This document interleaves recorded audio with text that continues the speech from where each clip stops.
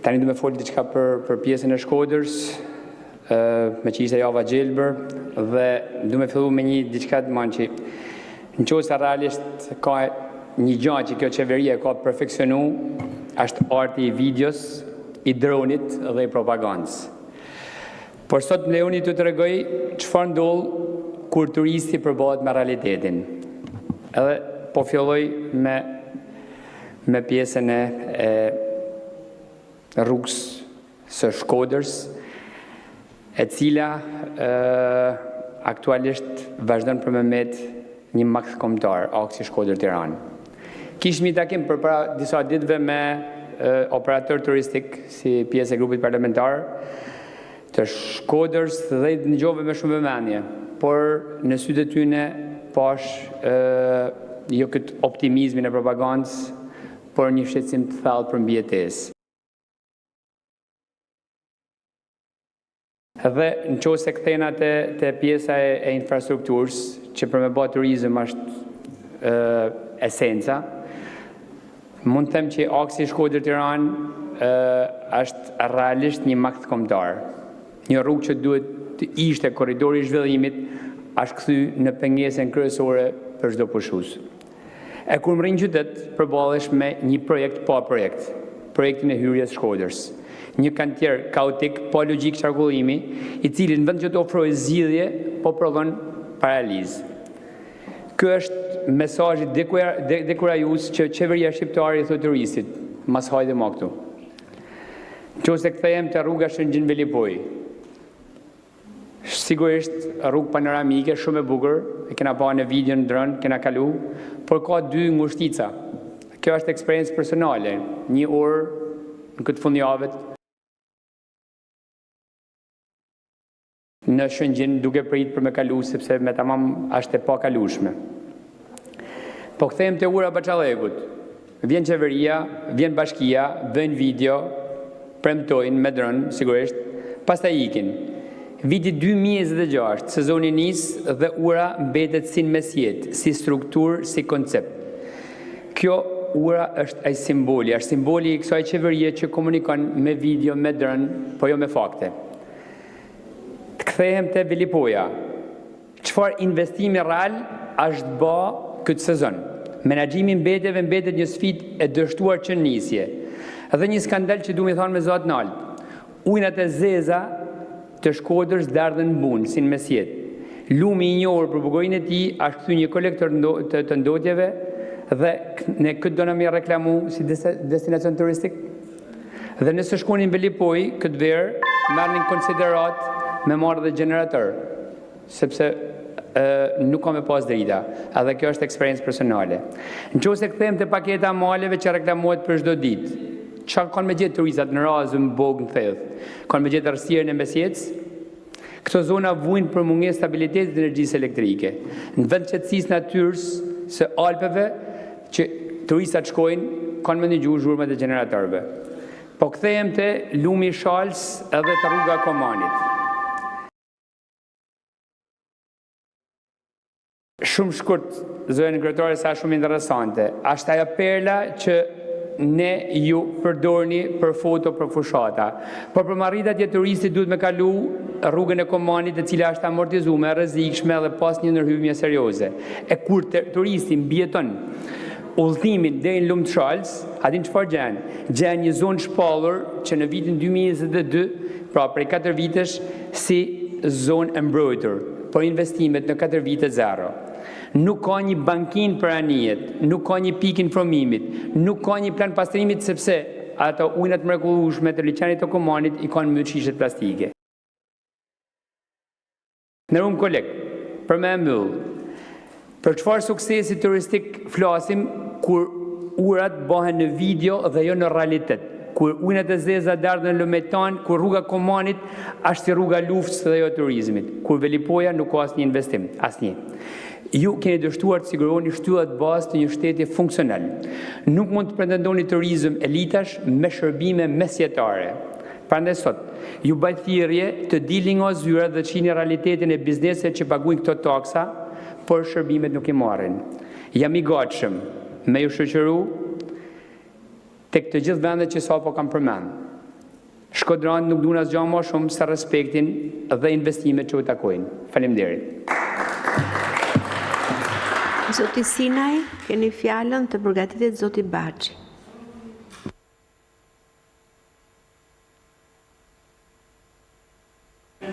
Nderuar kryetare, nderuar kolegë, dashur qytetar, sot dua të ngrej një problem shqetësues për 60 familje të lagjes 1 Maj në rajonin numër 4 në Vlorë. Këta banor ishin drejtuar më parë me një kërkesë Bashkisë Vlorës dhe Autoritetit të Komunikimeve Elektronike dhe Postare për një shqetësim që kishin me një antenë transmetimi telefonike. Pasi ankohen që kjo antenë ka zhurma të tepërta dhe ka krijuar probleme tek banorët si pagjumësi, tek fëmijët dhe mjekëkyçesh. Pas këtyre nuk patën gjetur ndonjë zgjidhje dhe mu drejtuan dhe mua si deputet.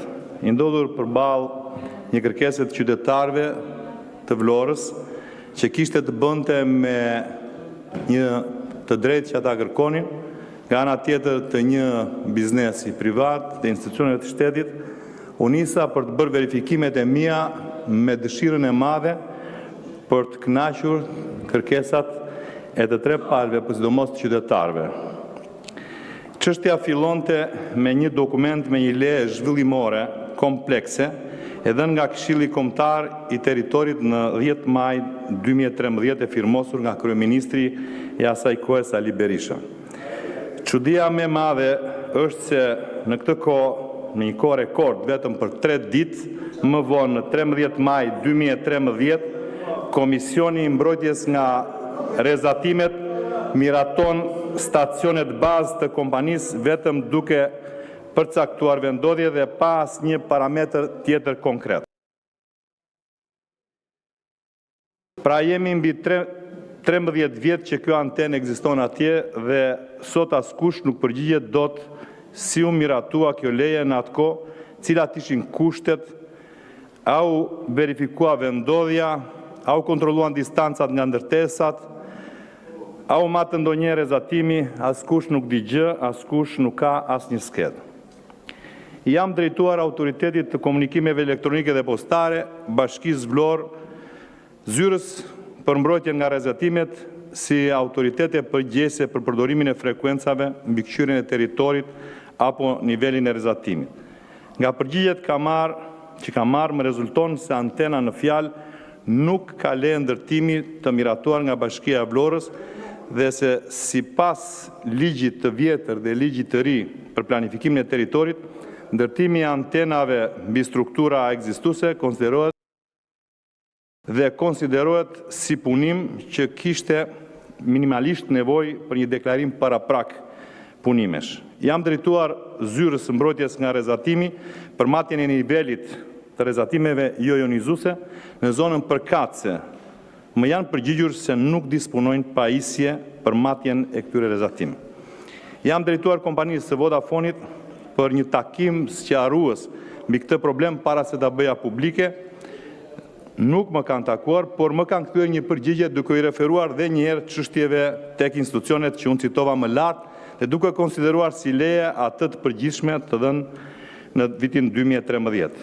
Njëkohësisht justifikohen me faktin që pajisjet e tyre janë të certifikuara sipas standardeve të BE-s, por kjo nuk mjafton, sepse lind pyetja kush i kontrolloi nivelin e rrezatimeve në zonën e lagjes 1 Maj, ku është vendosur antena, kur aparaturat për matje të rrezatimeve mungon.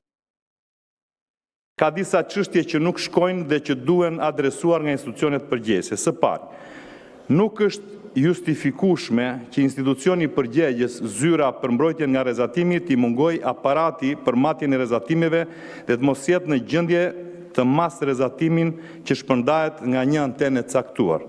Ky parametër është ai që do dallonte të ligjshmen nga e palishmja, të dëmshmen nga e padëmshmja. Së dyti, minimalisht duhet që kompania të kishte zbatuar ligjin përpikmërisht. Leja zhvillimore edhe në 2013 prezumon respektimin e çdo ligji tjetër ekzistues mbi planifikimin e territorit. Së treti, dhe autoriteti vendor duhet marrë përgjegjësitë e veta në lidhje me monitorimin e territorit apo ndotjes akustike. Nderuar kolegë, 3 institucione shtetërore, secili me buxhet më vete nuk i dhanë zgjidhje. Nuk duhet të jenë simptom e një sëmundje institucionale ku çdo institucion të mbajë sa më pak përgjegjësi dhe t'i kalojë topin tjetrit. Kjo kulturë e shmangjes ka një kosto, humb besimi i qytetarit. Si përfundim, ju bëjthirë institucioneve mos t'i shmangen përgjegjësive ligjore, duke u munduar ta transferojnë barën nga njëri tek tjetri. Nëse frekuencat nuk përdoren sipas parametrave të miratuara të fuqisë, merrni masa. Nëse antena rezultojnë pa leje, i trajtoni si ndërtime pa leje.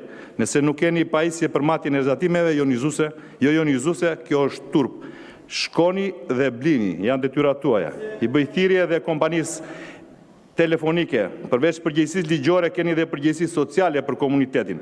Mos u justifikoni sipas pretendimeve se nuk mund të bëni zhvendosje, mirëmbajtje apo përditësim të teknologjisë për shkak të kundërshtisë së banorëve. Ku ka vullnet të mirë, zgjidhet gjithmonë problemi. Nderuar kolegë, banorët e asaj lagje nuk kërkojnë mrekulli, nuk kërkojnë privilegje. Kërkojnë atë që çdo qytetar i një shteti normal ka të drejtë. Që dikush t'i dëgjoj, dikush të mbaj përgjegjësi dhe dikush të veproj për zgjidhjen e problemit të tyre. Faleminderit.